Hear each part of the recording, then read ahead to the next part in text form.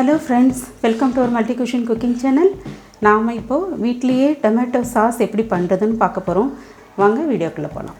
நீங்க தக்காளி எடுக்கிறது இந்த மாதிரி நல்ல ரெட் தக்காளியா, நல்ல பழுத்த தக்காளியா எடுத்துக்கணும். சோ அதை கட் பண்ணிட்டு இந்த சென்டர்ல உள்ள இந்த பார்ட் சோ இதெல்லாம் நீக்கிடணும். நீக்கிட்டு இது பொடியா கட் பண்ணிக்கோங்க.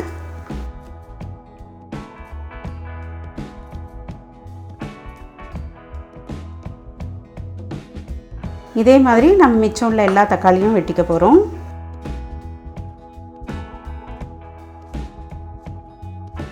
இந்த ஒயிட் பார்ட் எடுத்துட்டா நமக்கு தக்காளி சாஸ் வந்து நல்ல ரெட் கலரா கிடைக்கும். அதுக்காக தான் இத நீக்கி எடுத்துறோம்.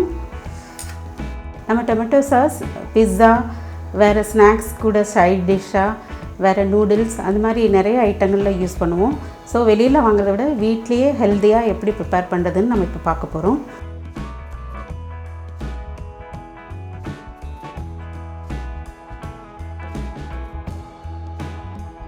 டொமேட்டோ சாஸ் செய்யறதுக்காக 3/4 கிலோ தக்காளி எடுத்துருக்கேன்.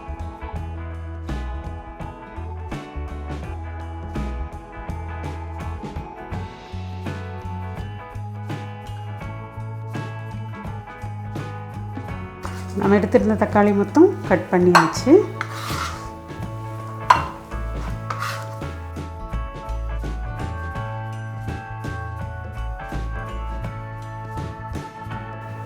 நீங்கள் பாருங்கள் 3/4 கிலோ தக்காளியும் இந்த மாதிரி சின்ன பீஸாக கட் பண்ணி எடுத்தாச்சு. இப்போ நம்ம கட் பண்ண இந்த தக்காளியை இந்த குக்கரில் சேர்த்துடலாம். இது கூட ஒரு 8 பூண்டு எடுத்து உரித்து வச்சுருக்கோம். ஸோ அதை இது கூட சேர்த்துடலாம்.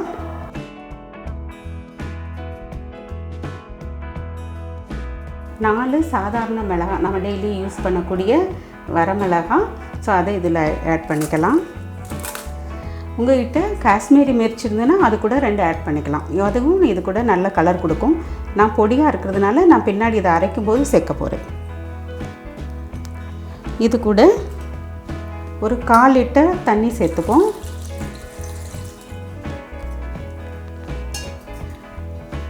இதை அடுப்பில் வச்சு ஒரு 4 விசில் வர வரைக்கும் நல்லா வேக விடலாம். இப்போது 4 விசில் விட்டு எடுத்து நல்லா ஆற வச்சு எடுத்துட்டோம். ஸோ அதை இந்த மிக்சியில் ஆட் பண்ணியிருக்கோம். இது கூட நான் காஷ்மீரி மிர்ச் பவுடர் ஒரு டீஸ்பூன் சேர்த்துக்க போகிறேன். ஏன்னா இது நமக்கு டொமேட்டோ சாஸ்க்கு நல்ல ரெட் கலர் கொடுக்கும். நீங்கள் சாபத்து மிர்ச்சாக இருந்தாலும் மிளகாய் இருந்தாலும் அதை அப்படியே சேர்த்துருக்கலாம். இப்போ நான் பொடியாக இருக்கிறதுனால இப்போ சேர்த்துருக்கேன்.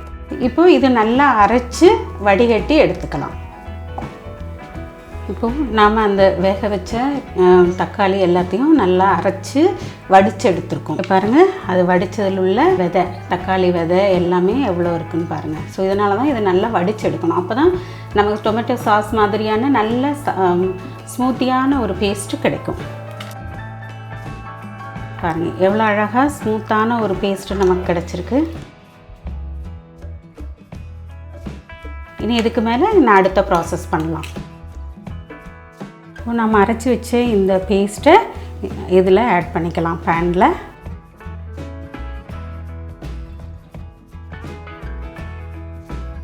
இதை நல்லா மிக்ஸ் பண்ணி விடுங்க. நல்ல ஒரு கொதி வரட்டும், அது வரை நல்லா கலந்து விடுங்க.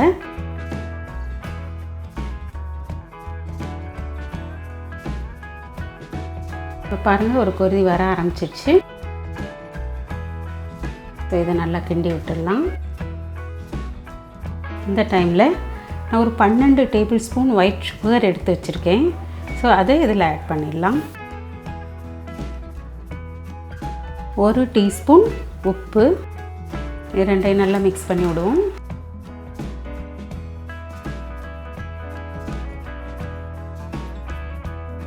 இது இப்படியே இன்னொரு 10 நிமிஷம் போல் வேகட்டும். இடையிடையில் கலந்து விட்டுக்கிட்டே இருக்கணும்.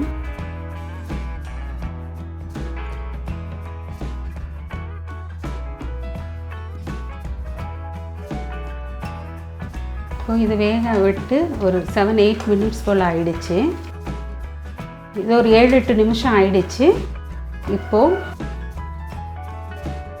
நான் ஒரு 6 டேபிள் ஸ்பூன் வெள்ளை வினிகர், ஒயிட் வினிகர் எடுத்து வச்சுருக்கேன். ஸோ இதை ஆட் பண்ணிக்கலாம். இது ஆப்ஷனல் தான்.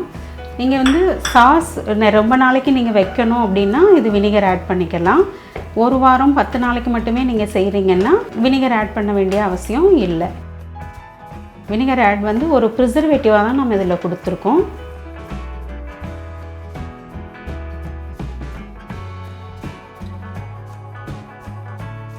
இது இன்னொரு 2-3 மினிட்ஸ் நல்லா வேகட்டும். ஸோ அதனோட ஒரு பதம் வரும். நான் இப்போ உங்களுக்கு காட்டுறேன். தண்ணி மாதிரி ஃப்ளோ ஆகக்கூடாது. அது நின்று ஃப்ளோ ட்ராப் பை ட்ராப்பாக அப்படி விழும்போது தான் நம்ம இதை நிறுத்தணும். ஸோ அதுவரை இன்னொரு 2-3 மினிட்ஸ் நல்லா வேகட்டும்.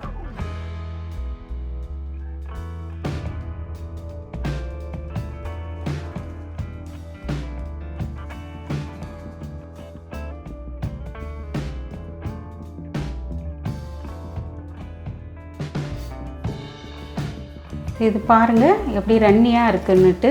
இன்னும் கொஞ்சம் வேகணும்.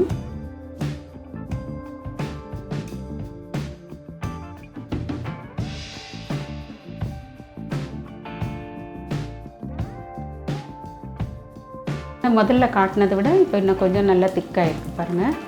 இன்னும் 1 or 2 மினிட்ஸ் இருந்தால் போதும்.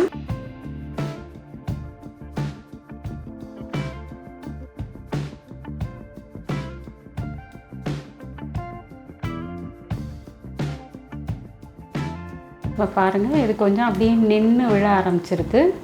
ஸோ இந்த திக்னஸ் நமக்கு கிடைச்சா போதும். இப்படியே கொஞ்சம் நேரம் ஆற வச்சிடலாம். திரும்ப ஆறினதுக்கப்புறம் உங்களுக்கு காட்டுறேன் அது எப்படி வருதுன்னு பார்ப்போம். நம்ம டொமேட்டோ சாஸ் ரெடி ஆகிடுச்சு. நல்லா ஆறிடுச்சு. பாருங்கள் எவ்வளோ திக்காக அழகாக வந்திருக்குன்னு. அதனோட கலர் இதெல்லாம் பார்க்கும்போது நம்ம கடையில் வாங்குகிற அதே டொமேட்டோ சாஸ்னோட அந்த டேஸ்ட்டு, அதனோட கன்சிஸ்டன்சி, திக்னஸ் எல்லாம் அது மாதிரியே இருக்குது. இதை கண்ணாடி பாட்டிலில் மாற்றிக்கலாம். ஃப்ரீசரில் வச்சு ஸ்டோர் பண்ணிக்கலாம். இது 2 to 3 months யூஸ் பண்ணலாம். ஏன்னா இதில் நம்ம வினிகர் சேர்த்துருக்கோம். வினிகர் சேர்க்கலைன்னா ஒன்லி 1 week 10 daysல நீங்கள் இதை தீர்த்துடணும். நீங்கள் இப்போ பார்த்த வீடியோ பிடிச்சிருந்தா லைக் பண்ணுங்கள், ஷேர் பண்ணுங்கள், கமெண்ட் பண்ணுங்கள். எங்கள் சேனலை சப்ஸ்கிரைப் பண்ணுங்கள். பக்கத்தில் உள்ள பெல் ஐக்கானை ப்ரெஸ் பண்ணிக்கோங்க. நாங்கள் போடக்கூடிய வீடியோனுடைய நோட்டிஃபிகேஷன் உங்களுக்கு வந்துகிட்டு இருக்கும். கூடவே நாங்கள் போட்ட லாஸ்ட் வீடியோ நீங்கள் பார்க்கணுன்னா இந்த லிங்கை ப்ரெஸ் பண்ணுங்கள். மீண்டும் அடுத்த வீடியோவில் சந்திக்கலாம். நன்றி, வணக்கம்.